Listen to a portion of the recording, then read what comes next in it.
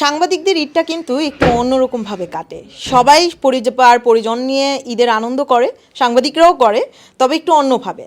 তো আজকে আমি এখন একজন সাংবাদিক যিনি হচ্ছে আমাদের টপ নিউজের এডিটর এবং স্বত্বাধিকারী, তো তার কাছ থেকে জানবো যে তার ঈদগুলো আসলে কিভাবে কাটে, আর লন্ডনের ঈদ আর বাংলাদেশের ঈদ একটু হলেও তো পার্থক্য আছে, তো সেগুলো সে কিভাবে এনজয় করে। ধন্যবাদ। আসলে লন্ডনের ঈদ এবং বাংলাদেশের ঈদের মধ্যে মূল যে পার্থক্য সেটি হচ্ছে আসলে পরিবার আত্মীয় স্বজন থেকে দূরে থাকা। কারণ বাংলাদেশে আপনার বৃহত্তর পরিবার এবং সব ধরনের সবাই আত্মীয় স্বজনরা আছে, যেটি লন্ডনে হয়তো বা আমাদের অনেক কম। আমরা হয়তো বা শুধুমাত্র আমার নিজের পরিবার নিয়ে, আমার স্ত্রী সন্তানদের নিয়ে আছি এবং হয়তো বা আত্মীয় স্বজন কয়েকজন আছে।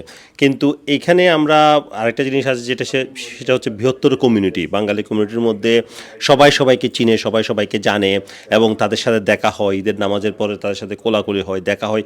এই জিনিসটা মোটামুটি অনেকটা ঘাটতি পূরণ করে দেয় বাংলাদেশের সাথে। কোরবানি ঈদে ঘাটতিটা আসলে অন্যরকম থাকে। এই ঈদটা আসলে কিরকম কাটে? কোরবানির ঈদে সবচেয়ে বড় ঘাটতি যেটা সেটা হচ্ছে আপনি সরাসরি কোরবানি দিতে পারছেন না। এটা আমরা ছোটোবেলায় কী করতাম, আগে গরু বাজার থেকে কিনা আনা হতো, ওইটাকে ঘাস খাওয়াইতাম, ওইটা টেক কেয়ার করতাম।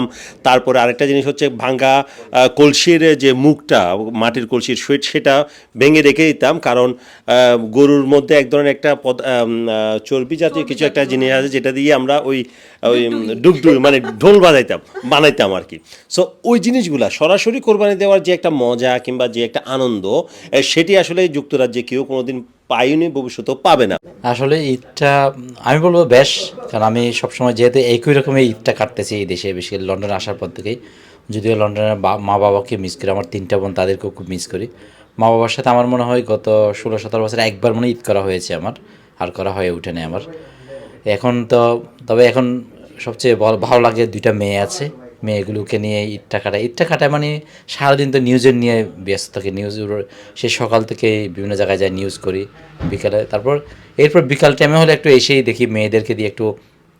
এখানে ঈদটা মূলত কি জানেন, এখন ঈদটা মূলত হচ্ছে মেয়েদেরকে নিয়ে পাশে থেকে একটা পিকচার তোলা, সে ফেসবুকে দেওয়া, সেটা এখন আমরা মনে করি ঈদ আনন্দ মনে করি আর কি। আর এখন যেহেতু এখন বন্ধু বান্ধব এখানে আছে, এখন তাদের সুযোগ পেলে তাদের হয়তো কারো বাসায় যায়, নাহলে কেউ আমাদের বাসায় আসে যখন, এটাই এখন ঈদ আনন্দ ধরতে গেলে। তবে সবচেয়ে ভালো হচ্ছে যে মানে সবচেয়ে ভালো লাগে যে কমিউনিটির সবাইকে, ছোটো কমিউনিটি আমাদের, কমিউনিটির সবাইকে রাস্তাঘাটে সবাইকে পাওয়া যায়। সবাই ঈদ মুবারক যার যার মতো করে সবাই ঈদ সেলিব্রেশন করে এখানে।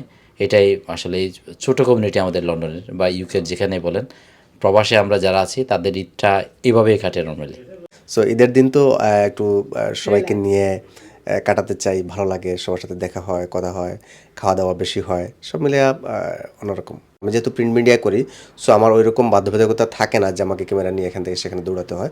আমি বিভিন্ন information over the phone gather করি, আর বড় যে জামাতগুলিতে অংশগ্রহণ করলে তো বড় ছবি টবি নিজে এগুলো পেয়ে যাই।